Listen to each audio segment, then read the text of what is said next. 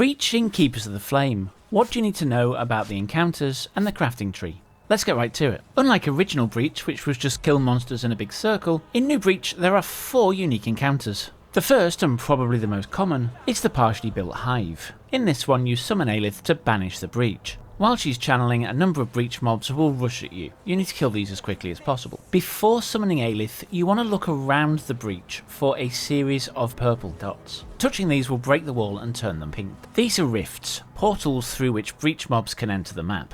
The more of these rifts you open up, the more potential for more mobs in the map, and therefore the more rewards you'll get. For characters who don't have as much clear as mine, there are some buttons to help you in your quest. This button on the left that looks a bit like a mountain, when you click this will create a wall between you and the monsters. This deals a hell of a lot of dots and will kill most monsters that aren't rare. The button to the right, called Enhance Flame, will create a righteous fire-like effect around your character, dealing a dot to nearby enemies. To be honest, on my character I can hardly tell it's there. You'll notice at the bottom of the screen is Aelith's health bar. If this drops to 0, the quest is lost. The button top middle allows you to heal some of the health bar. There's also a shield variant which will stop the damage being done in the first place. There are other buttons that can spawn, and I'll show you those later in the video when they come up. These encounters start at between 4 and 5 waves and scale up to around 6 to 8 waves. Do note that as the fight goes on, the walls around the base will start to crumble. This means that other portals can open up towards the end. It also opens up other paths for monsters to reach you. If you keep Aelith alive long enough, she'll banish the breach and you'll get a fountain of loot. The second kind of encounter is the unstable breach. This is like original breach but with a potential twist at the end. Although if you don't kill monsters fast enough, it will just be like original breach. As soon as you open the breach, you'll get this dual progress bar at the bottom of the screen. The light purple is the amount of progress made to opening the breach to its full capacity.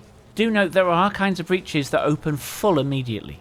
The second bar fills up as you kill mobs. If you manage to get the second bar to fill up to the breach bar within seconds of it reaching maximum, you will stabilise the breach.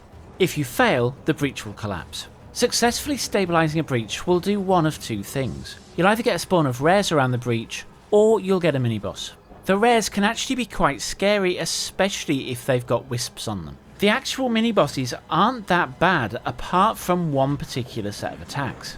In this attack, they will spawn a series of wells around them. Hitting these will cause them to resonate damage off them, and these are the ones that normally kill me. I've never been killed by any other attack. When these appear, get out of the way. You can think of these a bit like the bell that the monk uses in Path of Exile 2. The third kind of encounter, and the most rare of the normal ones, is the Hive Fortress. This is the most tedious one, but it seems to drop the most loot. It's basically a small map full of breach monsters. You'll also find the odd chest called Grasping Coffers. These have a chance to drop wombats, breach specific uniques, and other loot. And yes, I know they're wombgifts, not wombats, but I misread it when it first opened and it kinda stuck with me. The maps are all fundamentally the same layout. They're basically 3 large rectangles with an outer one, a middle one, and then a big floored rectangle in the middle. I tend to run the outer rectangle first, moving inwards gradually. Once you reach the centre rectangle, you'll find the breach hand. It's very important that you remove the fog of war on all of the passageways, and the reason for this will become apparent very soon. Once the breach is activated, monsters will start to pool in the corridors and run towards the centre. It starts off slow with only one corridor at the start, and then spreads to all of them by the end. I would suggest having the map overlay open at all times during this encounter. It will help you to plan your fight as you go along. Just like the first breach encounters, other buttons will spawn. As you can see, the button on the left is the shield one I talked about earlier. Since a recent patch, these buttons spawn a lot more frequently in this particular encounter than they did originally. You want to use these as often as you need them. You'll notice a new button has spawned to the right of my screen. This one freezes all the mobs in a circle around you so you can kill them before they start moving again. The final button has just spawned to the left of my UI. This is Bombard the Hiveborn. Clicking it will call down a series of meteors, peppering the area with area of effect. This kills pretty much all monsters coming inbound at you. This spawns a total of 24 waves of monsters and can overwhelm the player very easily if they can't clear well. Do make sure you use the buttons to best effect, don't waste them.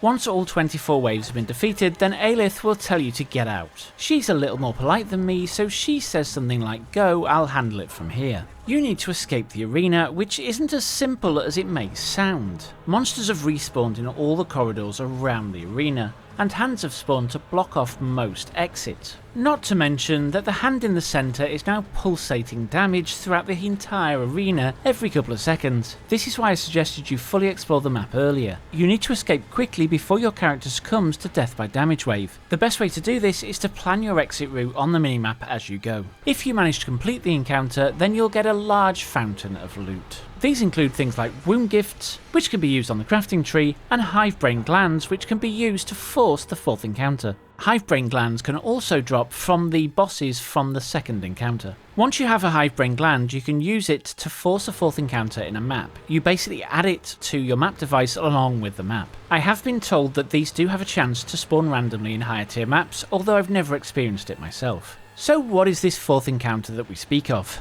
It's basically a small map that you fight through to get to a portal to a pinnacle boss, or more accurately, bosses. These bosses are It That Was Tull and It That Was Esh. I know that some people don't like pinnacle boss fights being revealed before they've had a chance to have a go, so I'm not going to cover the boss mechanics in this video. If you would like the mechanics guide for the bosses in a separate video, then drop boss fight in the comments below. If you manage to complete the boss encounter, then they can drop uniques only available from them. You'll also get access to a small boss ascendancy tree.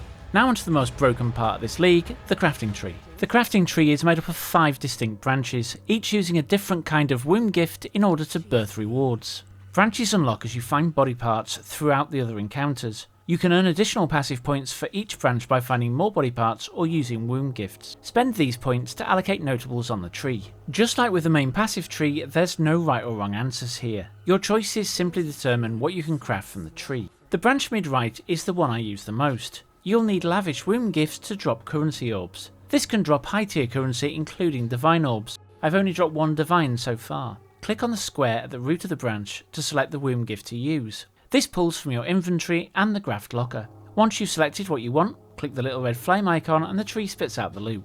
All branches work this way. The higher the tier of the wombgift used, the better the potential rewards. This is a small branch with a large number of points, so I'll go over what I didn't choose. I skipped encrusted fruit because the chance to convert orbs to gold isn't as valuable to me. If you do a lot of shipping in King's March, this may be a good pick. I also didn't choose reflective contractions. Why would you ever want this? When it comes to grasping flesh, I used this earlier when I was trying to craft grafts, but I should have picked mutation cultivation from the start. It has a chance to drop both types of special orbs. Surprisingly, there's no cost for respecing your branches, so you can adapt the tree to your immediate needs. You'll need graft blood to power the tree. This is obtained from the other encounters. Moving anti-clockwise around the tree now, our next branch deals with dropping unique items using ancient wombgifts, which could be a game changer for enabling builds in SSF. There were 3 nodes I wanted on this tree, the rest I just picked up as I went along the way. These were increased belt chance. I really want to drop a mage blood, recessive genes for rarest outcomes, mage blood again, and throbbing veins. This is where the price of 5 and 6 link uniques is in the toilet. Moving further left, we have the provisioning wombgift branch that creates rares. There are so many potential options here, and it's so situational, I'll leave you to your own devices. Moving down now, and we have the mysterious wombgift branch. This has a very high chance of dropping stacked decks. There's not many choices on this tree. I went for 800% chance to drop lavish wombgifts and 25% chance to drop additional items. At the very bottom of the tree we have the growing wombgift branch, used for creating grafts. I simply didn't know what to choose here, so I went for tier rating of graft rolls and chance to drop additional grafts. To make the most of the mechanic, you really want to play a character with fast clear speed, preferably with some range. If you're looking to create a character specifically to farm the league, I can highly recommend my league start. You can find further information top left. With that, may the RNG be with you.